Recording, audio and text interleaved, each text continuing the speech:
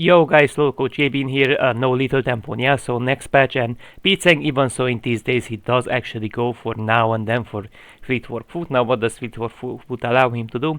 He gains more mobility for better EQ, he can lean in more easily for EQs, and also like the healing sometimes can be nice, and the mobility to have even more mobility. Now, here's the thing. This is something you generally want to take against non-winning or matchups where you cannot get multiple rotations of Qs, where you kinda feel like it would be nice to get that fleet, usually into Akali or champions like Anivia, where you will not get too many rotations of Qs. And note, after you get Kraken and Ai, it won't be that concerning, you know, that you don't have, even after Kraken and Boots, you know, if you have enough attack speed to get the maximum like cooldown value on your Q, that should be fine. Very chill stream, reviewing here, eating some meat in here, you know, drinking some beer. And so in here he does force a all-in even so recently, so he has 3 grabs, right? And these are his general runes, as we can see. He does lean in for AQ, as I said, right? E into AQ. That's what you want to do if someone is not in EQ range.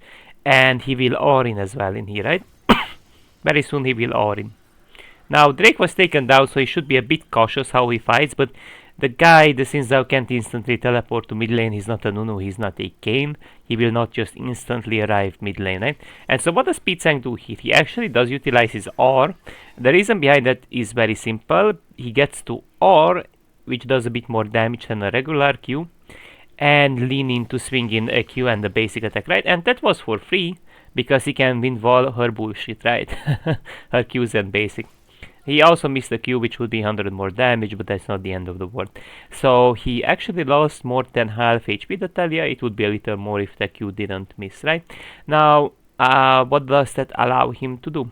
He does actually have 3 void grabs, which means that he can push towers way faster, as if now.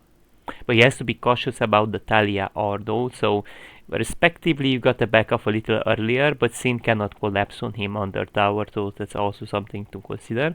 So after this all-in, often Talia will be forced to recall because there could be a threat of diving her.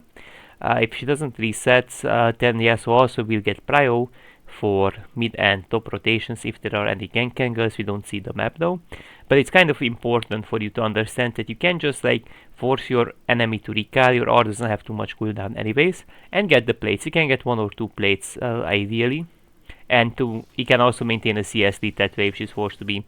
You see how easily he forces the Talia to be. Now I'm not sure if he really had to flash that, because he did have his Q, and maybe he would have it was quite healthy, you know. Sin wasn't even I mean, it would deal some damage, but he can dash through this. Not sure, honestly.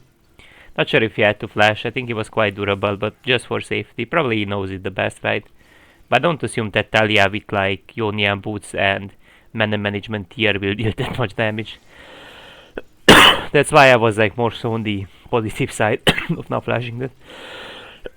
Look how good he's at forcing, because he knows that he has his escape patterns. Even though like ZZANG turns on him after the tower shot, he got Nautilus cover, but even if he wouldn't, he has the minions as an escape pattern. So if you are very confident that you have your own escape pattern and the enemy jungler doesn't have a hard engage on you, then very easily you can actually just like pick up a kill and dash back. Even if he misses his Q, he still does have the opportunity to actually dash back on this minion, dash back on this minion, and he's out. So it's really good to know your maximum limits as Yasuo, right? So always on Yasuo you should limit test a little bit, but don't over lean to the point where you just int all the time and you're like, I'm just limit testing, you know, because that's just sometimes inting, you know.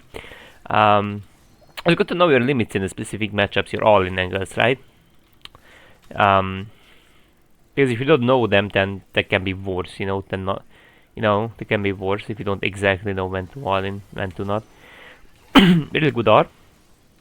Really good R. He missed a bit with Q, but that should be fine. Now in here, Footwork didn't do too much work, as we can see. So if you are very ahead, it will not feel to be the best fleet for food. But I do believe he took it because Talia does poke to some extent, and the mobility is kind of nice when you actually like dash on her with EQ, so Q procs sweet as well, by the way. Cause like it helps you a lot to dodge your W, which is not invulnerable. Although it's not really hard to like dodge it, but usually she will E, so it's hard to dash into a minion to dodge it, right? So I think for mobility healing purposes he took it, but I'm not sure, is it really needed into Talia? I mean, she doesn't seem to be too extreme of a champion to face. I'm not 100% sure, but maybe just also like a little bit limit testing on this fleet for foot, because I think best if you guys get used to PTA, get used to Conqueror, get used to fleet, anything, because it will get removed. I mean little tempo. This meat tastes so good, man. I like it when it's like, it's not even well done. I like it when it's congratulations, man. Oh, actually he outplayed her. Maybe if we look to flash when he has passive up, otherwise he will die without it. So I think, oh yep, that's what I'm saying. Well played. Good Q before E, by the way. And so Yasuo at this stage, so at this point fleet resets very very quickly.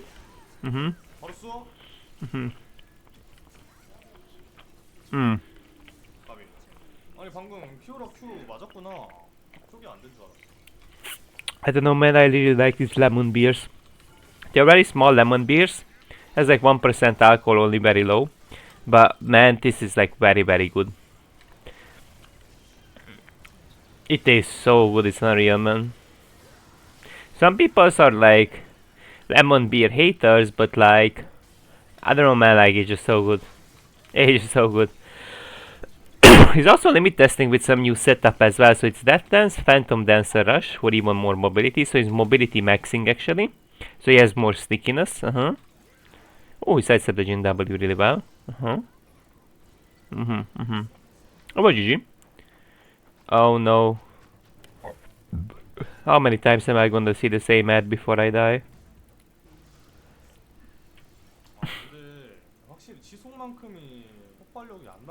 It definitely doesn't have the same explosive. Yeah, it doesn't. We can feel it. Like, I think it's fine into some matchups though. The pros and the cons are so apparent. Yeah. Like, I think it's not a every matchup thing. I think in like, you feel like you get the feel of it, you know, like probably like in some specific harder matchup fleet can be nice, you know. She has 600 range. That's why they're so annoying, by the way. They don't hurt, but they're very long range. So you see, like, his healing, his mobility, right? So he heals and he has some extra mobility. Helps a little bit to dodge the Anivia Q, helps a little bit to, ooh, that's a nasty E gank. But he is out actually, so we got a little bit nerfed, and it really feels like in this gank. So he made place the point in, oh, good wind wall, he wind walled the Q exactly when he should.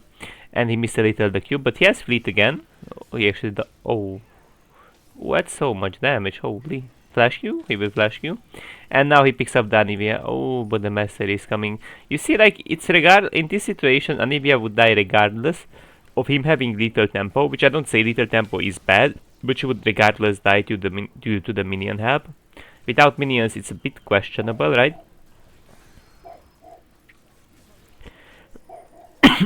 But it definitely feels to be nice, at least, you know. She did actually get picked up eventually, and she lost a big chunk of wave. Okay. Okay.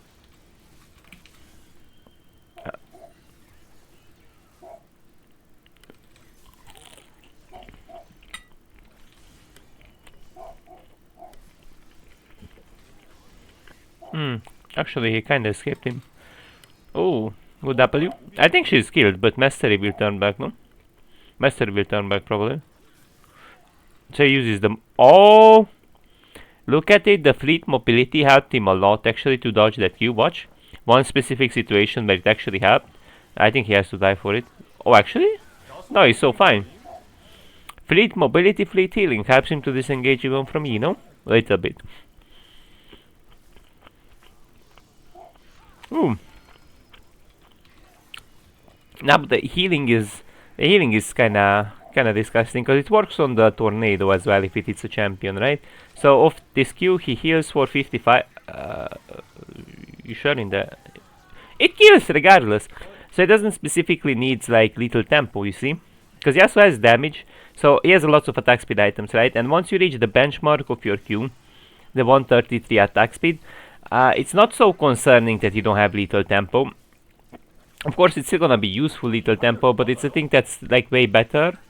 Oh, he played extremely well around tower aggro, right? So this is something you shouldn't int for, cause like, so one thing to be clear of, you need to reset the tower aggro to wait the tornado up from one hand, right? And from the other hand, when you reset the tower aggro, it will deal less damage, cause it has ramping damage to the tower.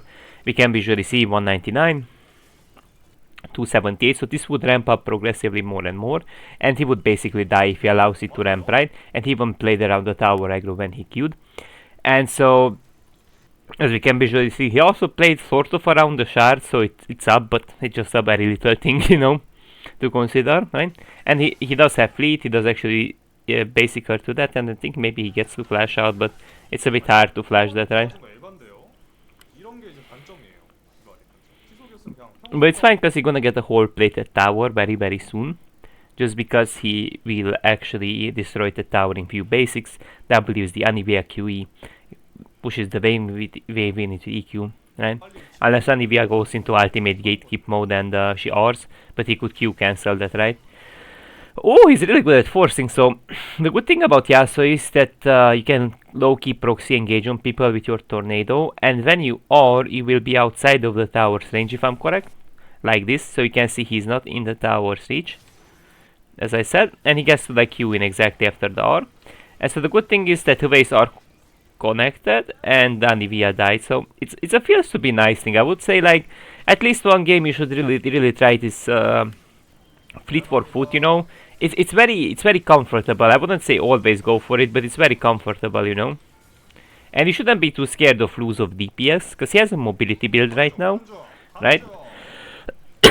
He's always cooking something new on Yasuo, so this is a mobility oriented build with Stormrazor for extra mobility fleet, plus PD that also provides extra mobility and attack speed. Well, this is the type of thing he maybe wants to... Oh, what the fuck is that disgusting E damage? So, oh, he has 2 items, huh? Holy fuck, that was disgusting. But the mastery was like almost half HP though. I guess Yasuo didn't have tornado. I mean, that's a bit disgusting, no? Because he had a 400 shield as well. The Yasuo. I don't know, that was a little disgusting. I mean, okay, well, actually, if he had Kraken, he would die. That's the truth. So you are not, as we can visually see, you are not the best fighter into melee champs that could actually like DPS check you because they have better DPS oriented items like Bork or Kraken. This is mainly a mobility attack speed oriented build, which means you will be less so likely to win duels against heavy hitters like E, but you will be better against like generic range comps. So if they have mainly range champs, it would be recommended to try a Stormrazor, try a fleet, you know. Just cause like a new feeling, it's nice to have like a new feeling of the champion, you know, because if you're bored of Perma Kraken, Perma Pork, sometimes if you go for it, Perma AI, this can give you like a fresh feeling on how the champion feels like. And now watch out, because this is the smart way of starting with Yasuo. So there will be some matchups that have a very low mobility, like Tristana 325, but they can actually poke early on. And so what you kind of like want to do, well, you can also cheese with Q, so you completely stack up your Q, but you can also get 1 Q point, which is also totally fine, because if you hit a Q, which is not too hard to connect on Tristana due to the mobility difference and your Q range, you can actually get your tornado. I don't know, he plays it a bit too safely out now, and in here he should ban Q, because his Q kinda drops actually, you know. His Q is about to drop, so it's not really good to hold this much into your Q, just because like, wow, he's not even using his...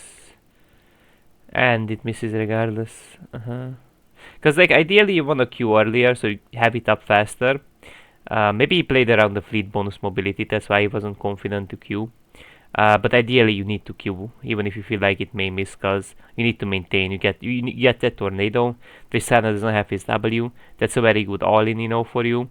So ideally I would say, let me still a little bit, but he doesn't W. So if he has passive up, that's what Yasuo players perma do. If you have passive up, you don't want a W, right? So you don't want a perma W, especially if it's a basic attack. There are more important things to W on a Tristana, but a single basic attack, you don't want a W, if it's not a combination with something. So they are actually playing with the Fiddle. He has Tornado, so Fiddle can't even R away. He cannot connect it, sadly. Maybe he could not hold a little into it, no? Nobody is cooking something new, like this looks fun. You see, like, it may not be the best into every single comp as we saw the Mastery fight, but definitely it has validity.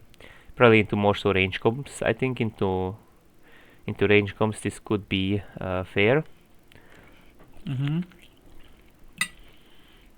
This is so good, man. This meat is unreal. The smaller the sausages, the better it tastes, actually. Instead.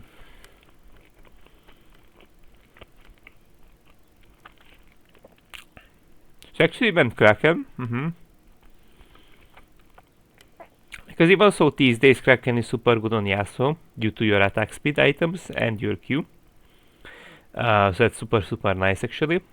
Now the notable thing is that like basically Kraken gives the nicest DPS, and that for its price is the nicest item, in general. He does have a zeal though for mobility, so he still loves mobility, but he's not like hard committing for it. Because even in an all-in, your DPS may fall off and you may not get a kill even against a range champ just because you don't have the Kraken DPS. So you kind of have to think twice before you go Stormraiser, no?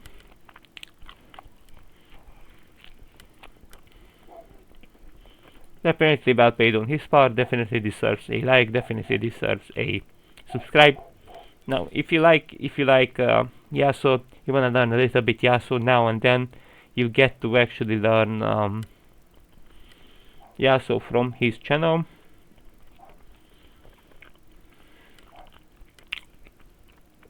That's it, y'all. That's it for now, guys. Have a nice day.